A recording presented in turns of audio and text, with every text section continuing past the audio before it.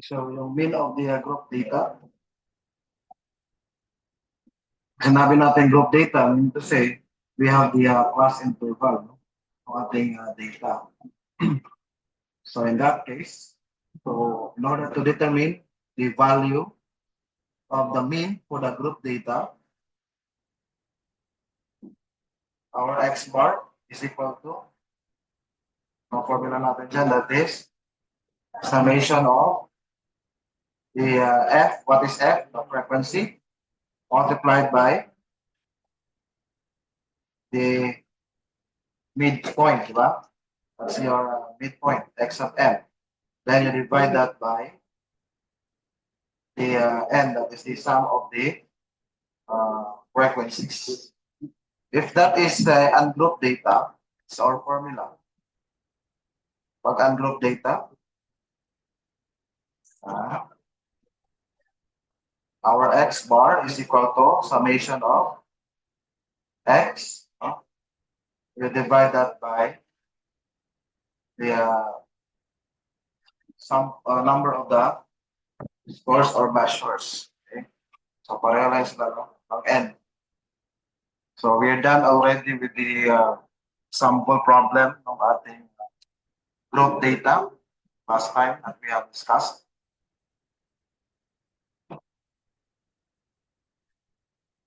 Okay, how about for the mode of the ungrouped data? Paano natin makahanap yung mode ng mode? Median. Median muna tayo. Median of the ungrouped data. That is the 1/2, no? No ating score given data. Okay, so that is the half of the data set. But for the group data,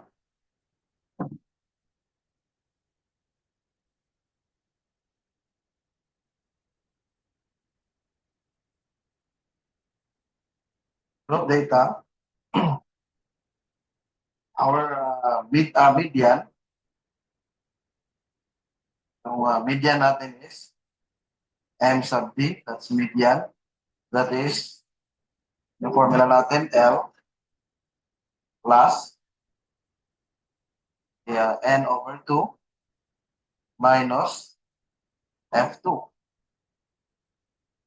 Capital letter F, you divide that small letter F, 2.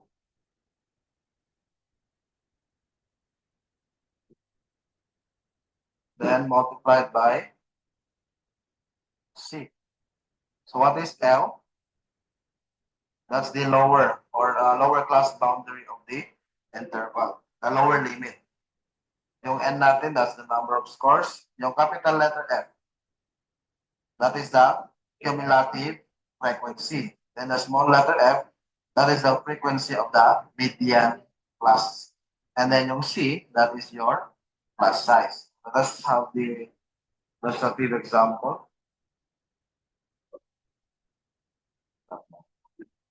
Example natin. So given yung class interval, CI, so we have 45 to 47.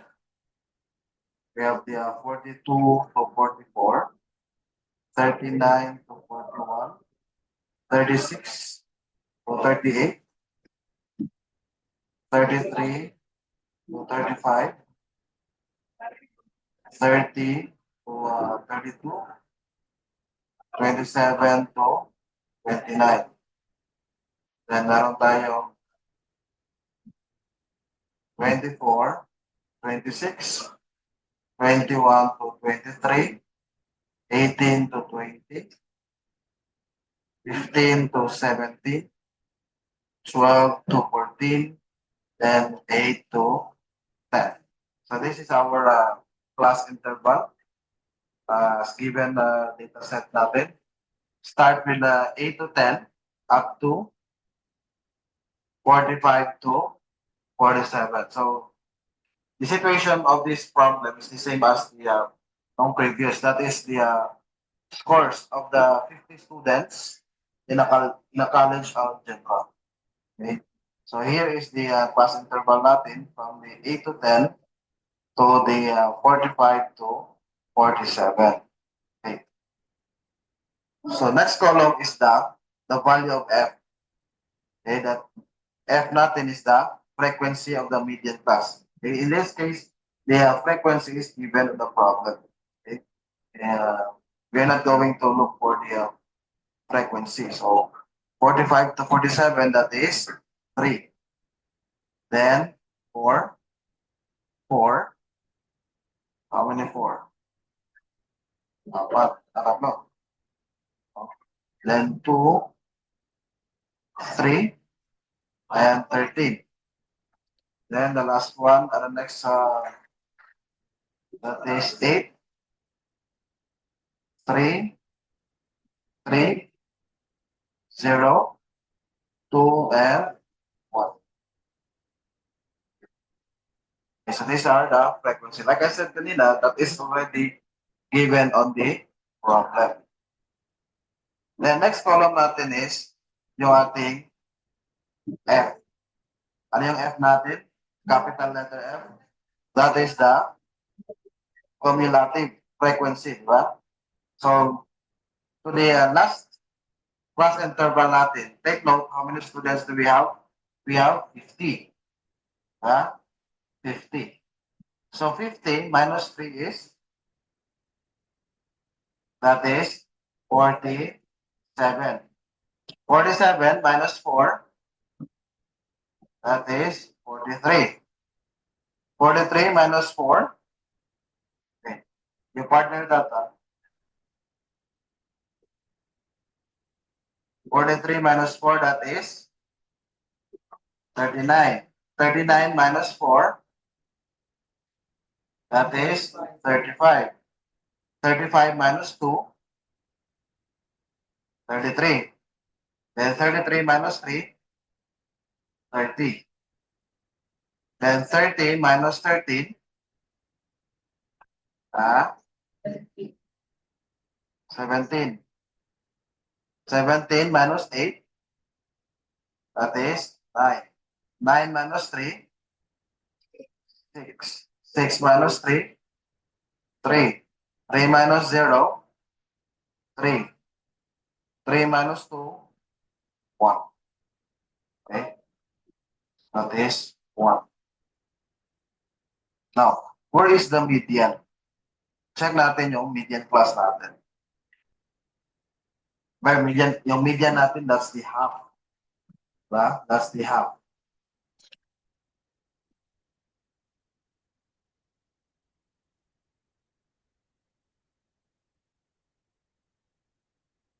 So, bilangin natin.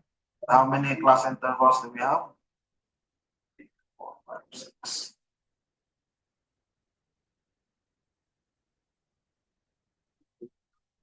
13, no? So, kung 13 yan siya, nasa 27 to 29 tayo.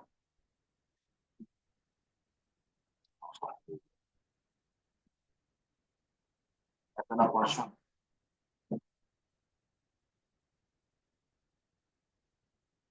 That's our median class.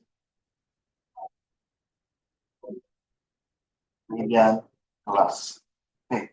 So, from our formula, yung M sub D is equal to L plus N over 2 minus F over sub 2 divided by the small f2, then multiplied by C. So we will identify what is the value of our N. Value ng N natin, that is 50, di ba? We have 50 students. 50 students. And then, yung ating F sub 2, then the small f,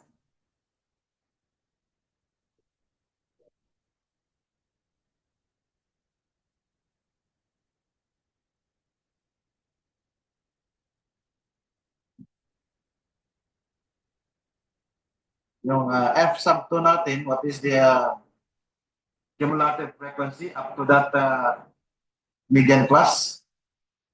That is 17. Right? Up to the 17. Therefore, our F sub 2 is 17. How about the F2, small letter F? Small letter F natin. Ito. Okay. 13.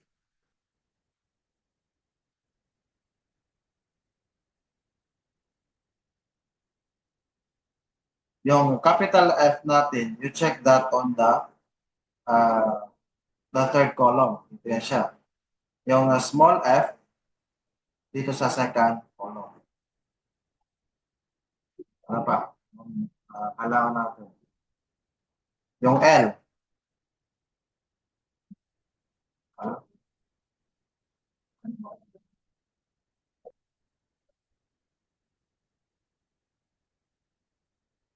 Yung L natin is the lower class boundary of the interval where the median lies. Diba? So yung median natin nasa lower limit. That's 27 and then 24.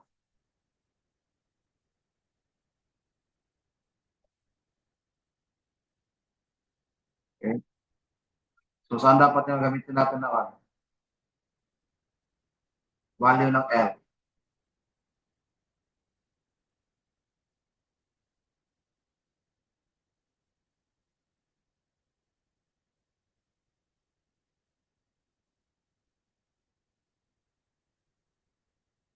May iniwan dyan. Yung L natin, that is the lower class boundary of the interval where the median lies.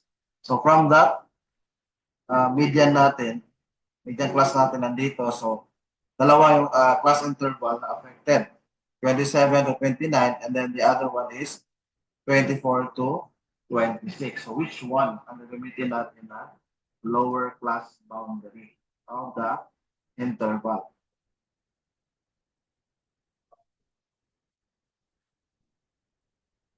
Uh, 24 to 26. What's the next? 27 to 29. So 26, tsaka yung 27. So 26 plus 27, you divide by 2, that is, ano yan? 26. 26 point.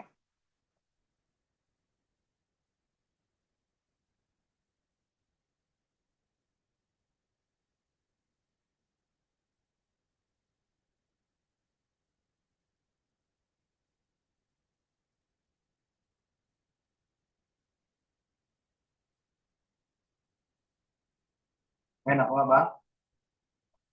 Ano yung next mo nakuha? Variable natin. C. Ano ibig sabihin ng C? That is your class size. So what is the class size? Ano ibig sabihin ng class size? That's the width of the interval, right? So what's the width of the interval? That must be land. Check nyo yung class interval dyan.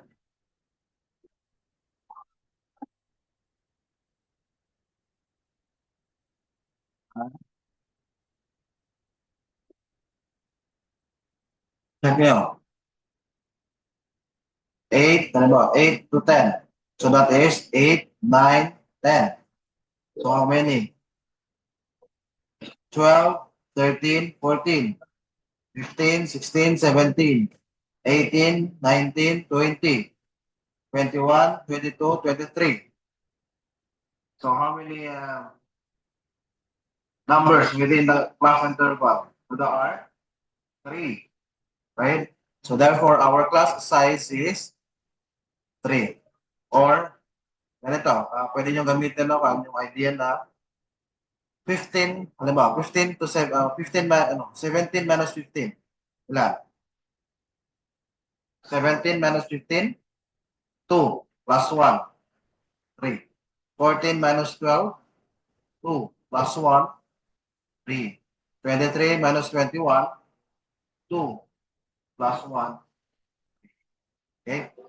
So, ibig sabihin, the difference of the class interval, then you add 1. Got it? Okay, so kompleto na ba yung variables? We can now solve the M sub D. So, yung formula natin, L plus N over 2 minus F sub 2 over F2 multiplied by C. What is our L? 26.5 plus, what is N over 2? Yung N natin?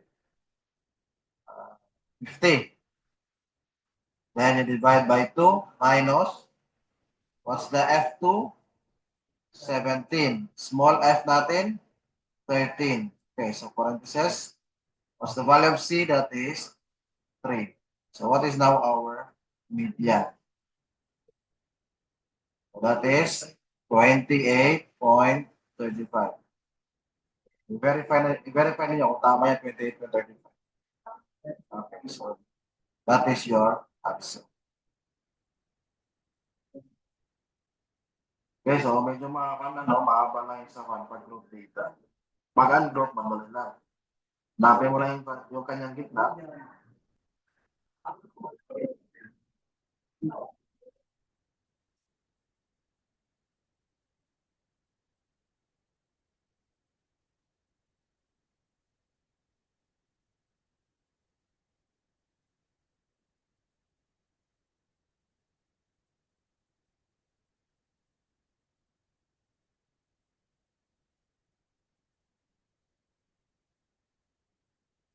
And makasunod ba? Shall we proceed to the next mode? Okay, sa mode tayo, mode of the ungrouped data. Paano ba natin i-determine yung mode ng ungrouped data? How do we determine the mode?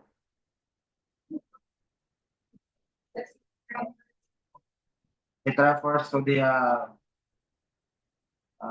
number which occurs most frequently, right? It's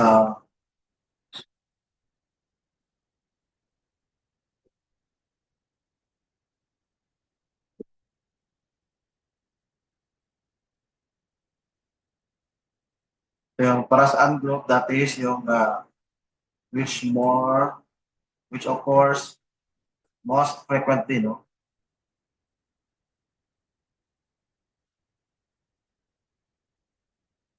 Then for the group data, how do we determine the mode?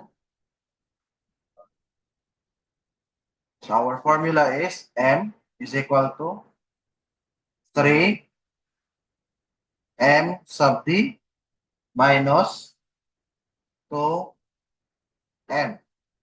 Yung M sub D natin dito is the median. Yung M dito, ito yung ating X bar. That's the mean. Okay? So, ibig sabihin, pag merong mode na kailangan i-determine, so what you're going to do is, you solve first the mean and then the median before we can proceed to the determination of the mode. Now, from our computation, our MD is 28.35. Yung ating mean, that is our X bar. Yung previous natin, discussion, ano ba yan? 30.04. So we have now the data available for the median and then the mean. Then you can directly substitute now for the value of the mode. So therefore, that is 3 times, what's the value of the median? 28.35 minus 2 times 30.04. So what's the mode value?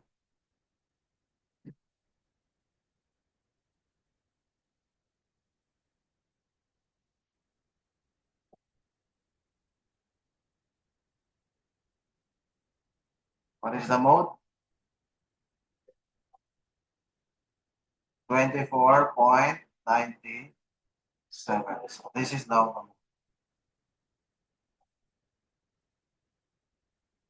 Okay, so mapapansin nyo, as you can observe, yung ating mean 30. No? That's the average. Okay? We're talking here the measurement of the central tendency. Okay? So the mode natin, a median, 28.35. So hindi ganong magkakalayo yung average natin. Yung mode natin is nasa 24.97. So it seems that these values, yung mode natin are or is lower than that of our average. It also follows that the median is lower than the average. Okay.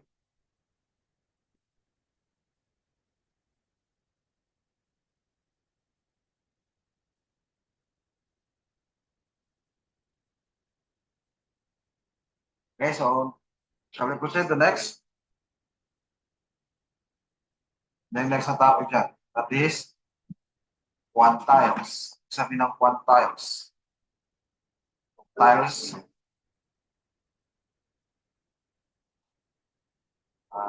Quantiles. Ano ba yung sabi ng quantiles? Quantiles are values. Sabi, number pa rin, no? Figures. Which divide the set of data into equal parts. So, sabi, the purpose of the quantiles is to divide the data. To divide the data set into equal parts. Equal parts. Wala pa is proportionate. That is quantiles. Now, if the quantiles divide the data into 100 equal parts, what do you call to that? That is percentiles. So, ibig sabihin, the data is divided into 100 equal parts. So 100 equal parts. What if it is divided into 10 equal parts? Ang tawag na rin dyan. That is decile.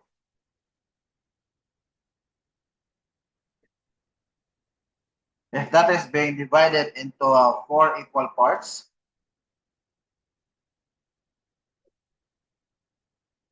that is quartiles. Okay. Quartiles. So these percentiles and deciles, S, quartiles are under the quantiles. Okay? The quantiles, generally, this is a value that divides the data set into equal parts. So pag sabihin, pag equal parts, it must be the same, yung kanyang distribution. To be specific, if the data set is being divided into 100 equal parts, then we call that as percentiles. If the division is into 10 equal parts, we call that as deciles. And if that is being divided into 4 quarters, in quarters or 4 equal parts, we call that as quartiles. Okay?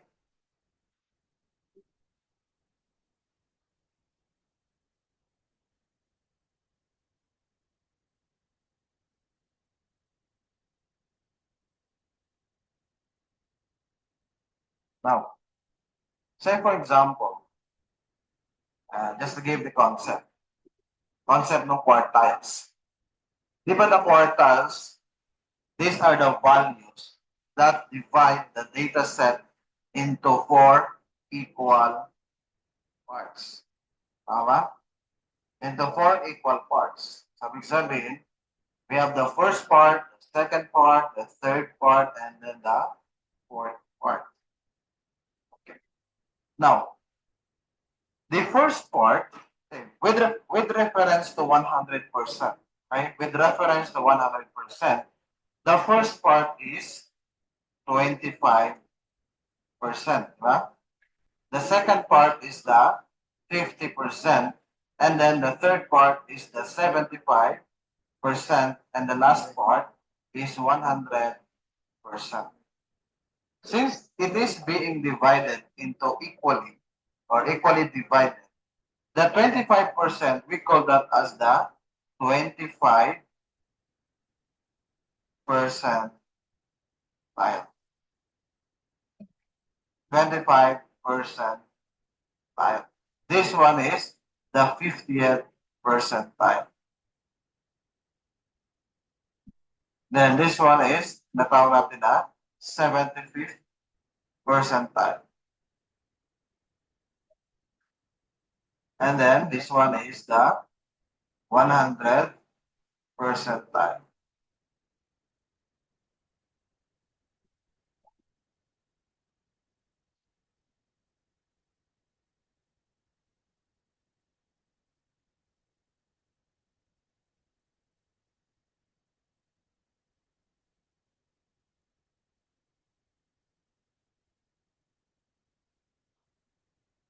Next. Now we have here the formulas for you us to determine the yung ating mga quartiles. Okay?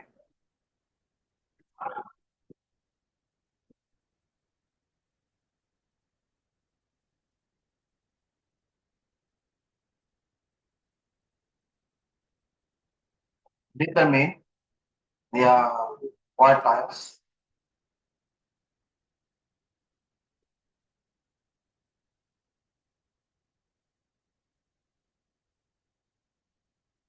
Quartiles. So, ibig sabihin, this is divided into 4 equal parts. So, meron tayong quartile 1, that is Q sub 1. So, in that case, the Q sub 1, that represents to the first quartile. First quartile. And that has the formula L plus N over 4. Okay? N over 4. So that is 1/4 of the total number. Okay? Ano nga yung N natin? That's the total. Diba? Yung population. Okay? In the case ng scores, ng students kanina, the N refers to the number of students. Diba?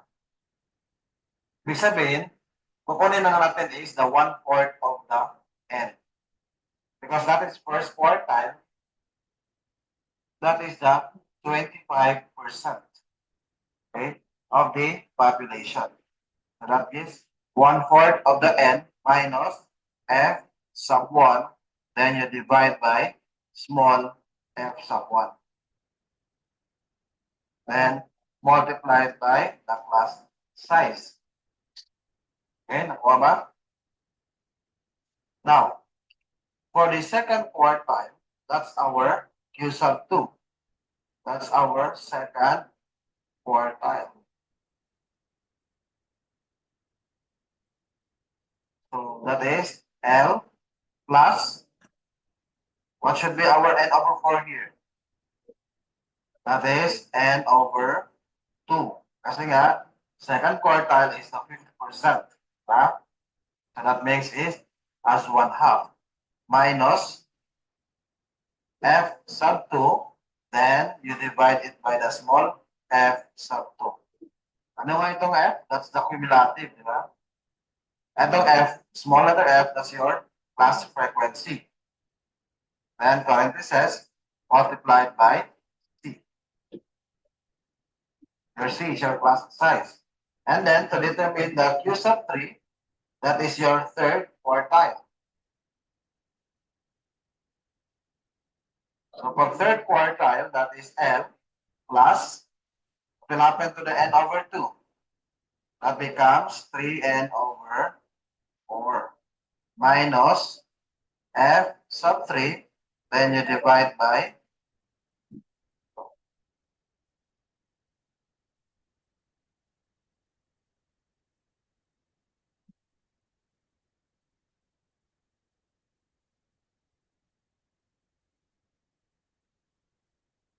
the small f multiplied by the class size. Okay, ano ba? Nakasunod ba?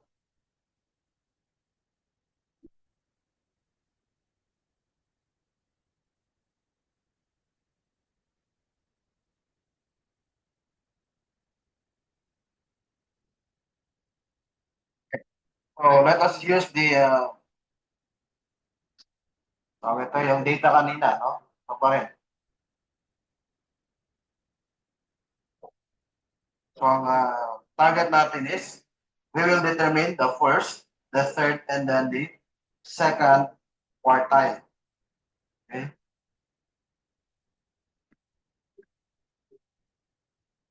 Example natin. So using the same data sets.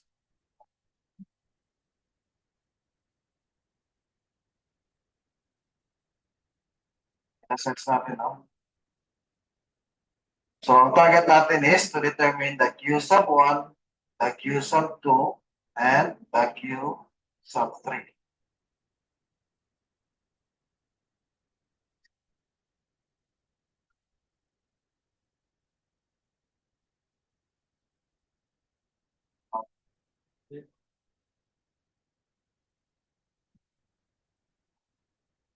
Quarter, kasi 100% naman yung last quarter. Hanggang 3 naman yung hinahanap. First, third, and second quartile. Okay.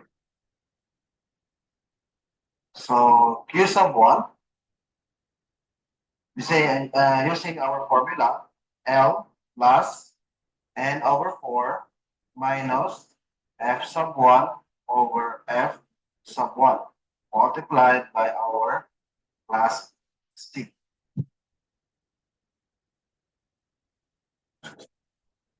Okay. Now, what will be the value of our L?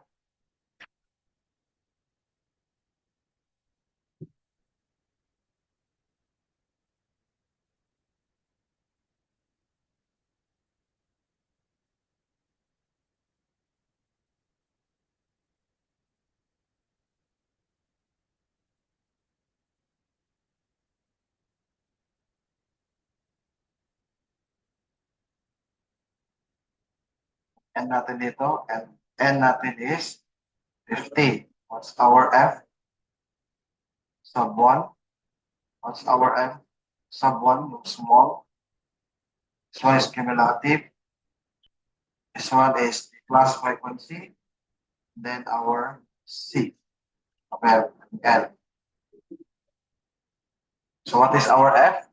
Sub 1. Kung tayo po. Okay.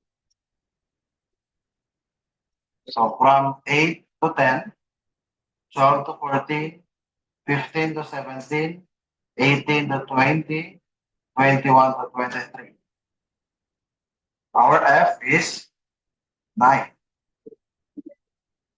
What is the 25% ng ating class interval? Ilan ito? 1, 2, 3, 4, 5, 6, 7,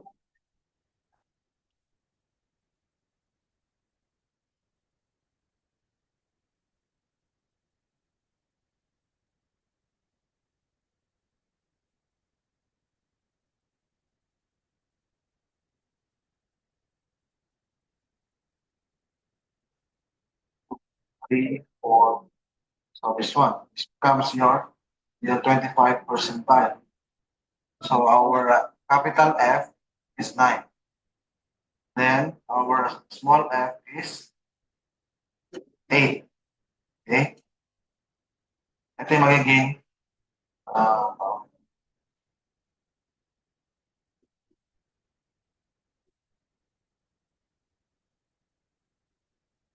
so 9 is the F, yung bigger F. The 8 is now the small letter F.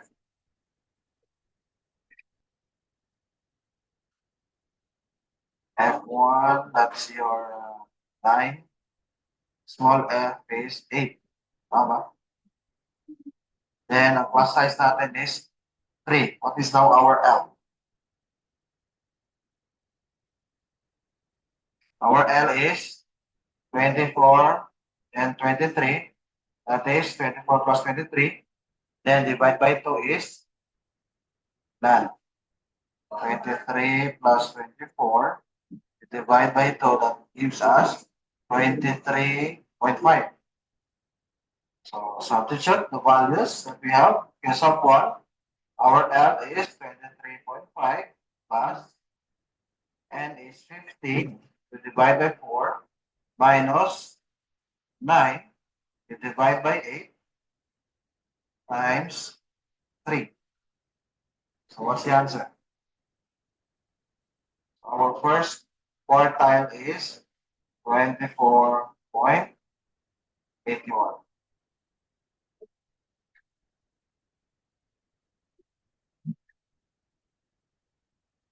Next, the second quartile. The second, that's our Q sub 2. The formula L plus N over 2 minus F sub 2 over F sub 2. Then you multiply it by C. Okay. Let's identify our N is automatic 50. What is our F sub 2? The F sub 2, small letter 1, that's your class frequency. And then C, automatic yan, that is 3. Then our L.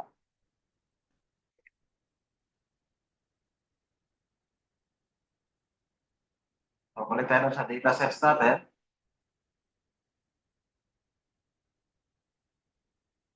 So, that's 50%. Yung Q sub 2, the second quartile. So, dito yung ating magiging median class. Ito yung ating magiging median class.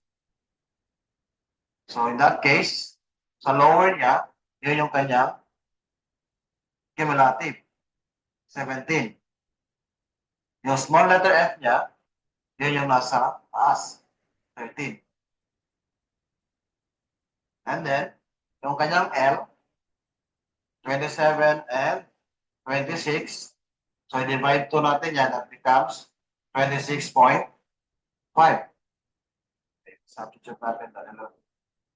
Your L, so this becomes F, 17. Small letter F is 13. Then L is 26 plus 27 divided by 2, that is 26.5.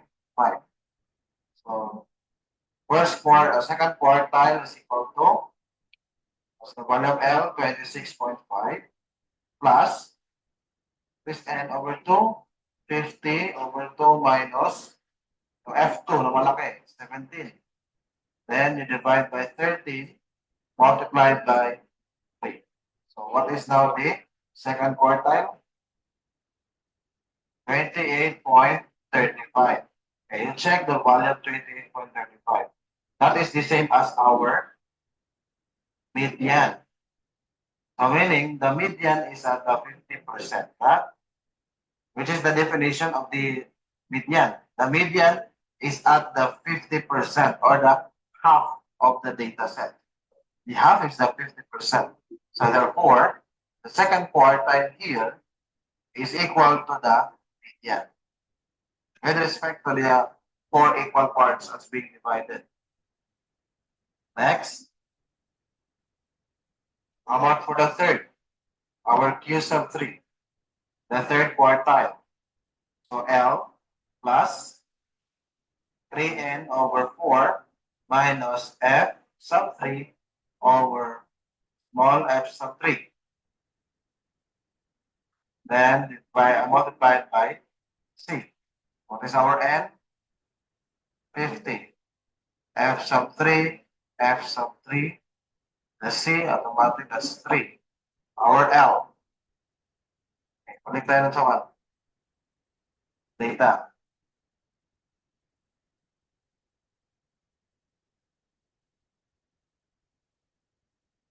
If this is the 50%,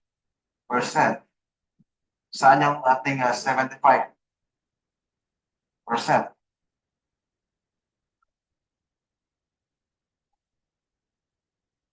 So, dito, niya.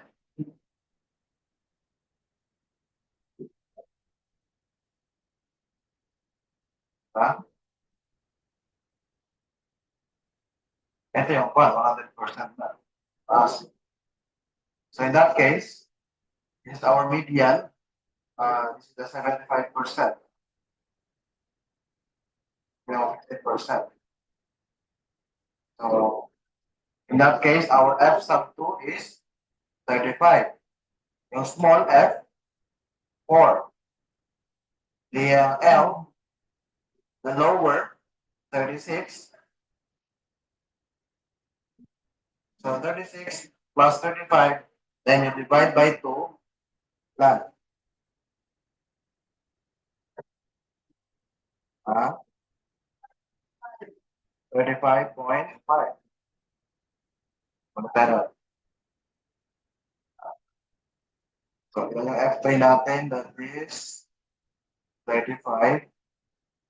Small natin na F3 is, ganyan, 4. Then our L is 35 plus 36. When you divide by 2, that is 35.5. So plug in the values.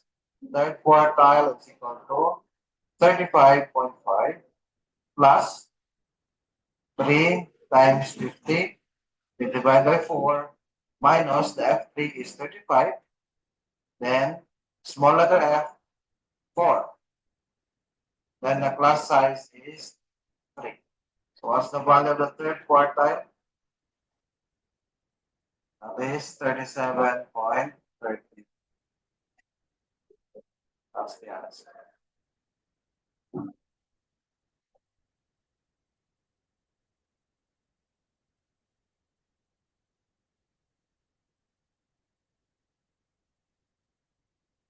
Okay.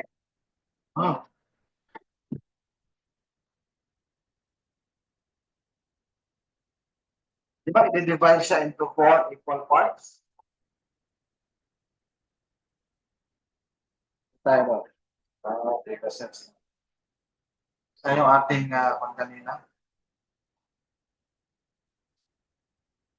Ito ba yan? Sa 6. No, so ito. Ito yung 25% dati. 50%, then 75%. Ito yung 100%.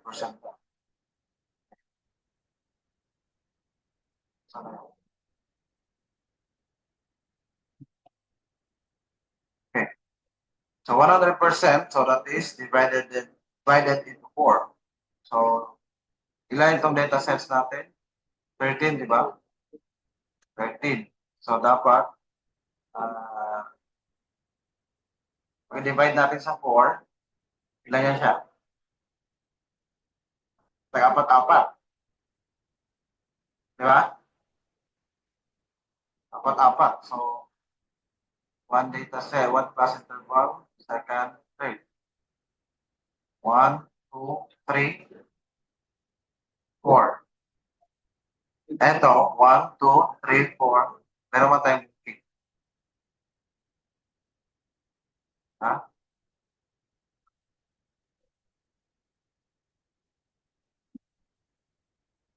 Kasi 13, di ba? 13 ang data sets natin. 13 data sets. So, 13 data sets, automatic yung kanyang 50% dito sa linya na ito. Between 27 at saka 24. So, okay na ba? Kasi kung man, di ba? Quartiles, so divide by 4. Next.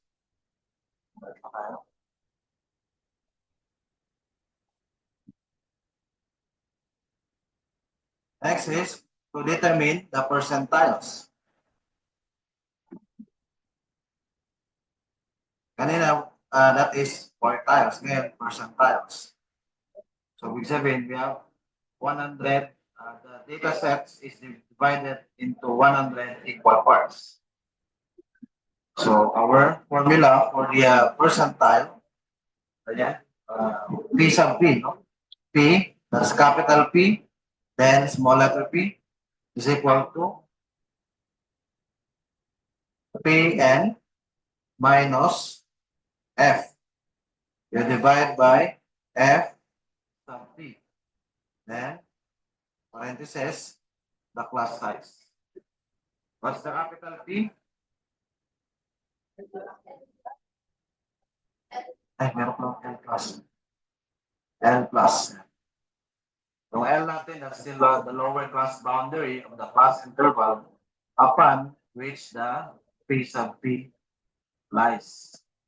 So yung ating L, that's the lower class boundary. Okay, lower class and lower. Then, Pn. That is the part of n to be counted off in order to reach the P sub P. And then the F, that's the sum of all scores upon the intervals below the L. Then F sub P, that's the number of scores within the interval which the P sub P falls. Then the C is the class intervals. Okay, so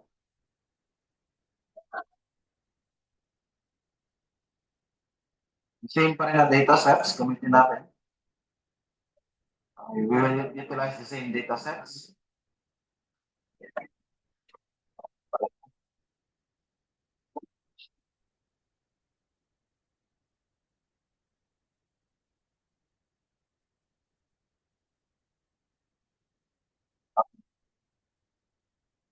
The same data sets, as I said, sample problem. Using the same data sets.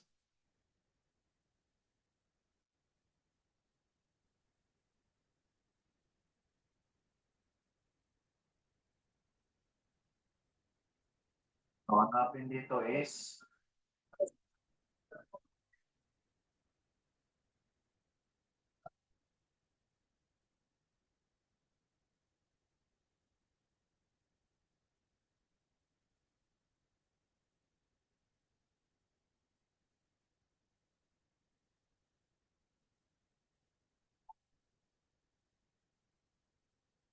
we will determine the percentile, okay, on the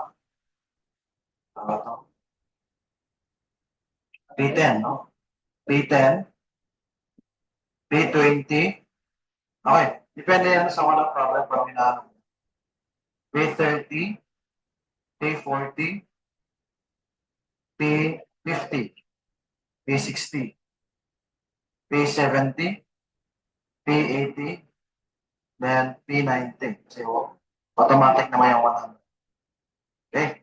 So, depende sa problem kung anong hinahanapin na percentile. So, pwede yung P sub P, P sub 5, P sub 15, P sub 20. Sa atin dito is P10, P20, P30, until P90. Ano ibig sabihin nito? The P10, that is the 10% of the N. Okay, the 10% of N. What is our N? That is 50. So, P sub 10, that is the 10% of the N. What's the value of N?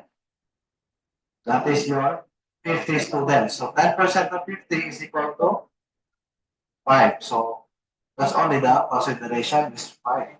So, we will use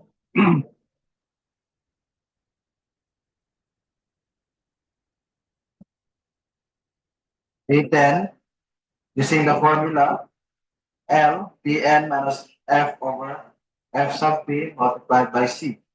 So, saan yung ating ano ito?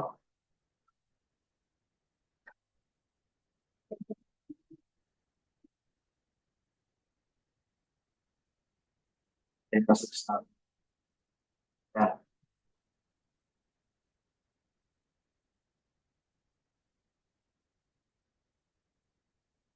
10%, that's 5.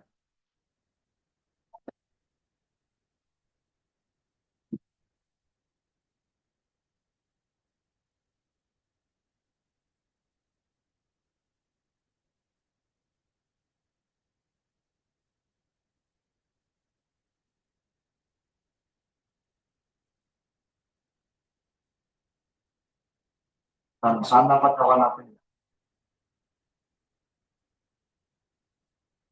Dito.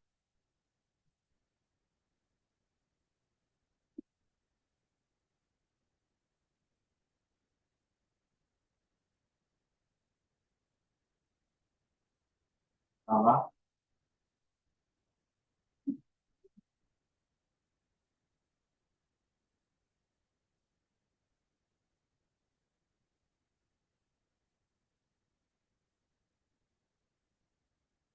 So what is our L natin is lower class.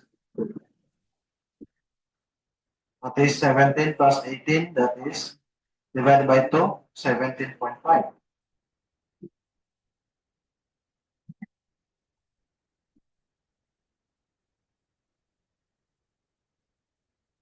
Our L, 17 plus 18, we divide by 2. That is 17.5.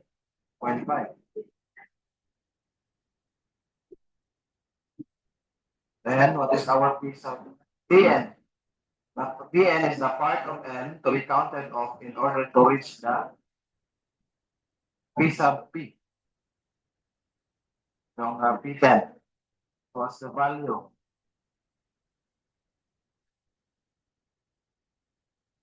P sub n, then F, then F sub P and C.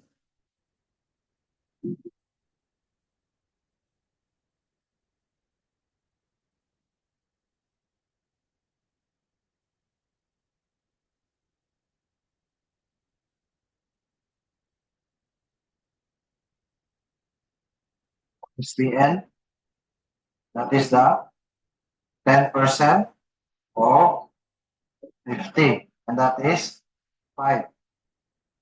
Yung F natin is, yung F natin, so sa third column, this is the 3. And then the F sub P is another 3.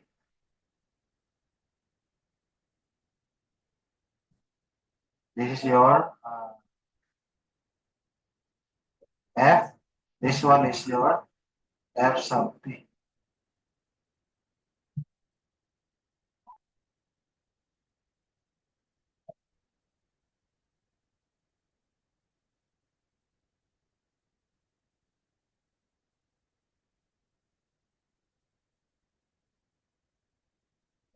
Three, 3, and then 3.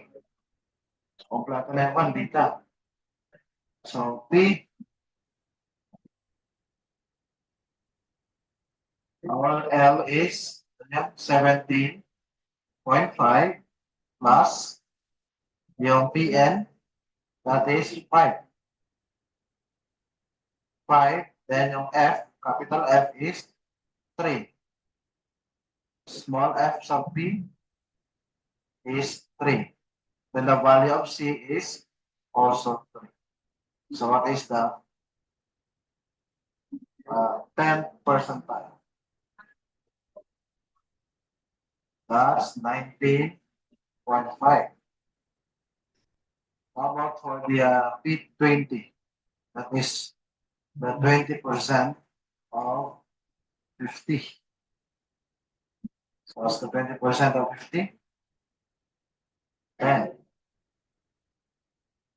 So that is P20.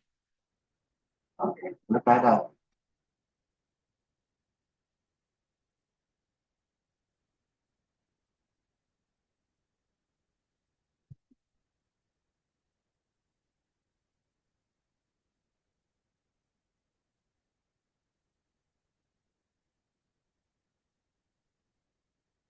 Ayan.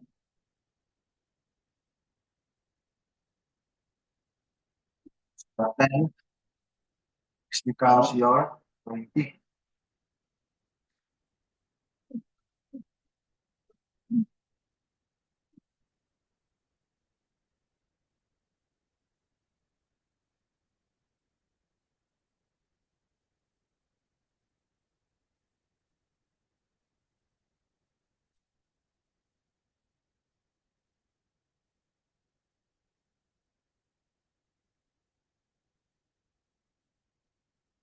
But 20%, no, 10. 20% of 50 is 10. So, 1, 2, 3, 8. So, 8 ito.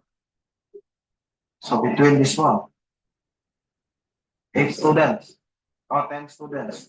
So, yung 10 students, between this part, and then the other part. So, therefore, our L is 24 plus 23.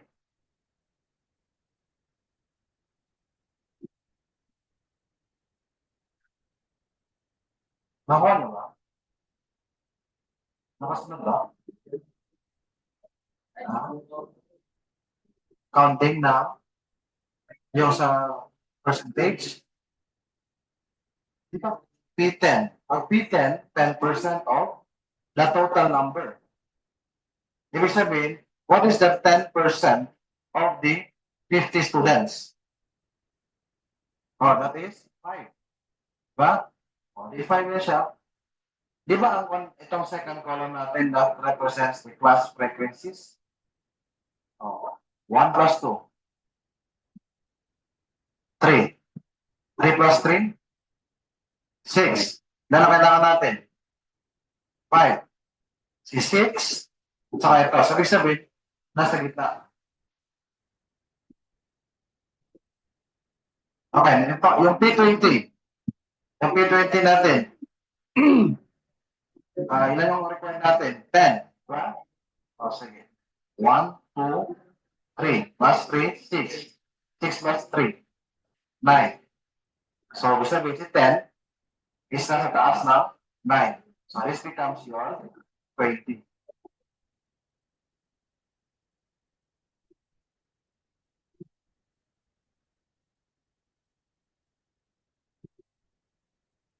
Sabihin, if this is the 20%, our F is 9. Tama? Then, our small letter F is 8. Then, L over 3. Wait, L natin is lower than the higher of this one. So, 24 plus 23. Then, you divide by 2. Okay, proceed tayo sa... So,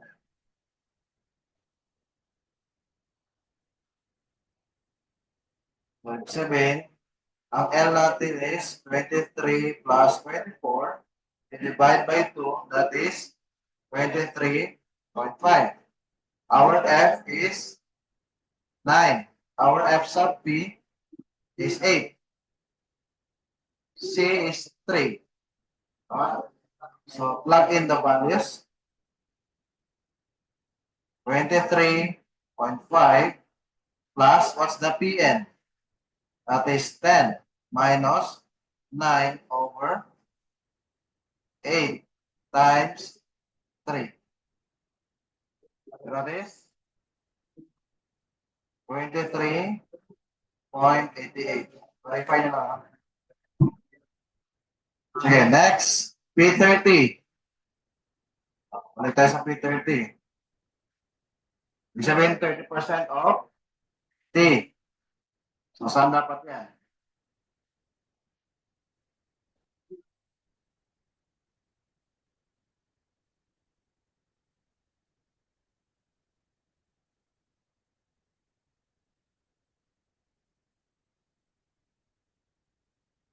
Okay. So, saan dapat ang 30? And P30. The 30% of 50 is 15. So, saan dapat ang magiging 30% natin dyan?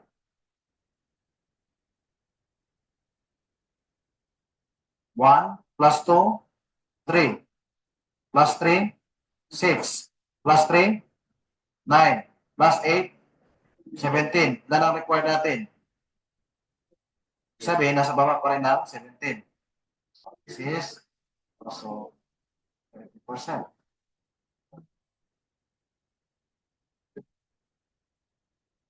So, P30 is, ayan. Ilan ang L natin? 23.5 plus, ilan ang PN? 30% of 50. 15. Ilan ang kanyang capital F? 9. Small f? 8. The class size is 3. Oh, what's the value? 25.7.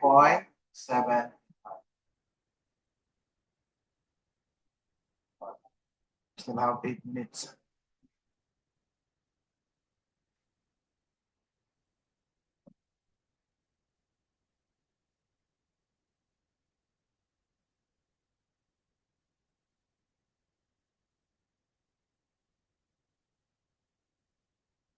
Next, yung P40. What is the 40% of 50? 20. O sige, 20. Anak natin ang 20. So ito, 17. Di ba? Sabi sabi, kung 17, dapat yung 20 mas higher kay 17. 17 plus 13. 30. O, sabi, nasa lower ni. Di ba? Sa lower. Next ba? So, our L is 27 at saka 26. So, 26 plus 27 divided by 2, 26.5. What is the capital F? 17. What's the small f? 13. C is 3. What is PN? PN. 20. Chicken na. Oh. P40 is 26.5 plus 20 minus 17 over 13 times 3. Wala. Ha? 27.19. Chicken naman siya. Nakaintindi ba? Kaya naman, patuloy ng panahon, 50, 60, 70. Man.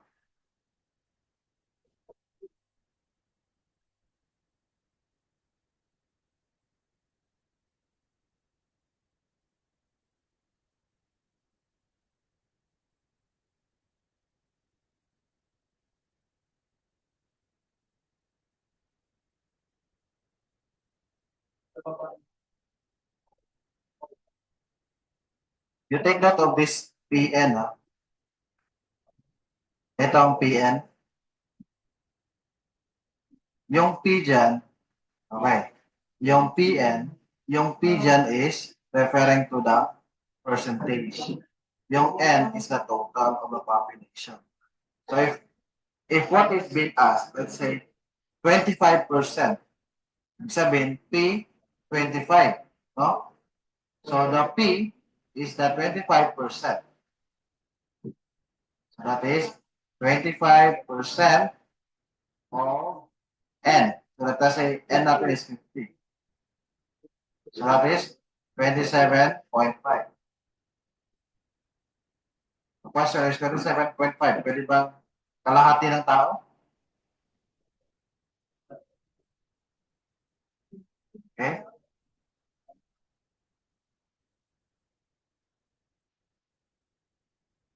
Yung L natin, always divide. Yan, kasi nga, referring to the lower and then the upper.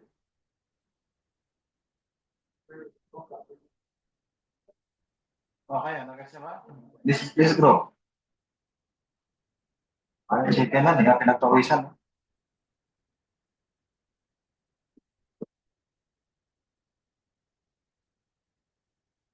Anong kanyang kayo? Finally.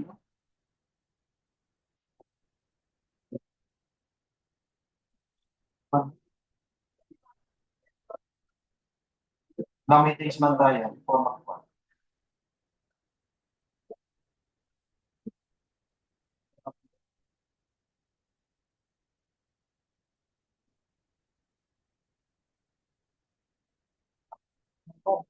Three meetings, no? Three meetings, usually, tayo sa chapter 6.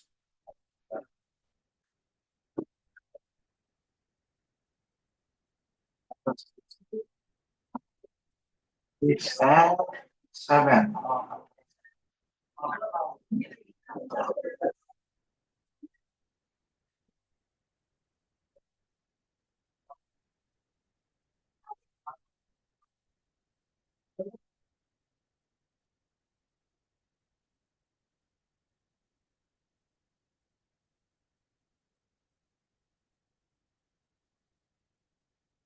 Okay, so any concern? We will just continue by next meeting and just prepare for anything to happen.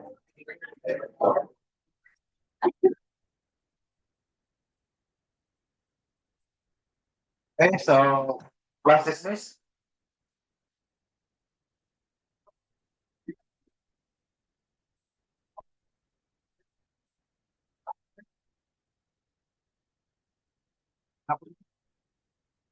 Yeah, okay.